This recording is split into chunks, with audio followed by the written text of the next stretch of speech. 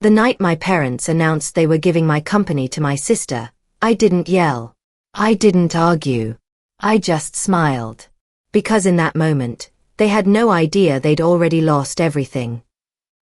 This is the story of how my own family tried to erase me, and how I quietly destroyed their plan from the inside. If you've ever been undervalued, betrayed, or stabbed in the back by the very people who were supposed to support you, hit that like button, subscribe, and settle in, because this revenge is slow, calculated, and devastatingly satisfying. The dream I built with my own hands. Around 10 years ago, I was just another exhausted 20-something with dark circles under my eyes and a laptop that never shut off. I founded a small tech startup from nothing. No safety net. No investors. No rich parents backing me. Just ramen noodles, unpaid rent notices, and sheer stubborn refusal to fail. I slept under my desk more nights than I slept in my own bed. I missed birthdays. Holidays. Entire chunks of my 20s vanished into code, contracts, and cold coffee. But slowly, painfully slowly, it worked. Clients came in.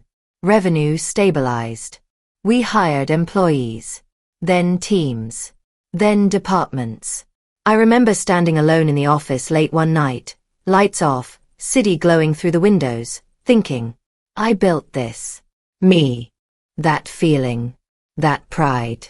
It mattered, because I'd never really gotten it at home.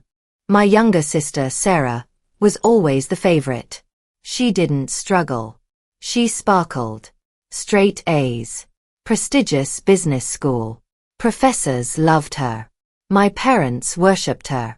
At family gatherings, I was the tech guy. Sarah was the future CEO. So when she graduated, it didn't surprise me when my parents suggested she join my company. She could really help you, my mom said.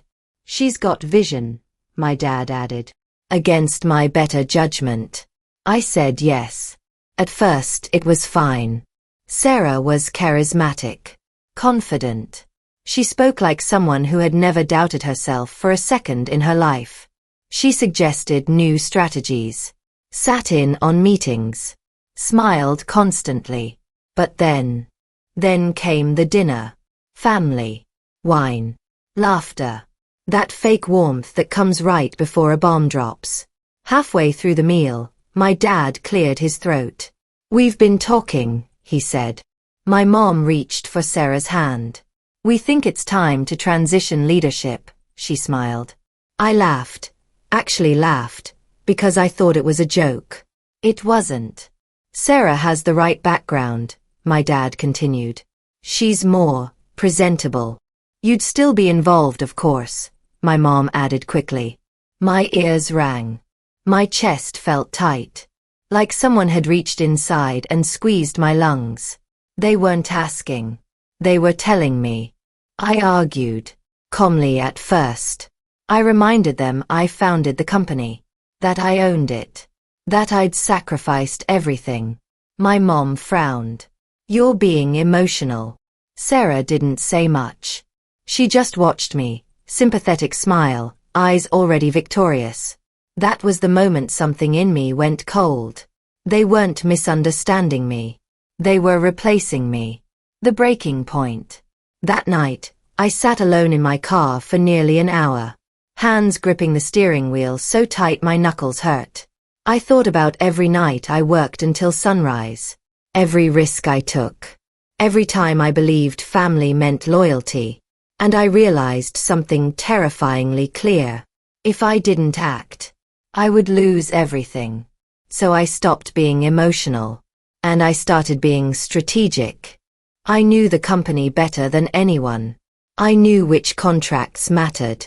Which clients were loyal to me. Which employees trusted my leadership, not Sarah's charm. I formed a new entity. Quietly. Legally. No announcements. No drama. Just conversations. One by one. If I left, would you come with me? If I started something new, would you trust me? They didn't hesitate. Clients followed. Developers followed. Project managers followed. Because they didn't believe in the brand. They believed in me. Weeks later, while my parents and Sarah were busy planning their transition, I called a meeting. Everyone present. No warning. I stood at the front of the room, calm as stone. I'm resigning, I said. Gasps. Then I smiled. I've already started a new company. Silence. And I'm taking the core contracts, the senior staff, and the clients who chose to follow me. Sarah's face went white. My dad stood up, furious. You can't do this. I looked him straight in the eye. I already did. They threatened lawyers. There was nothing they could do. Everything was airtight. Every move legal. Every signature voluntary. The old company collapsed within a year. No talent. No clients. No soul. My new company thrived. Bigger. Stronger. Mine. The last time I saw Sarah, she wouldn't meet my eyes. And my parents. They finally understood the cost of choosing favorites. I didn't destroy them out of spite. I protected what I built. And sometimes, the most powerful revenge isn't loud. It's walking away with everything they thought they stole. If this story made your heart race, hit like, subscribe, and tell us in the comments. What's the most brutal betrayal you've ever witnessed? And did karma come through? Because, trust me, we've got a lot more stories where justice wins.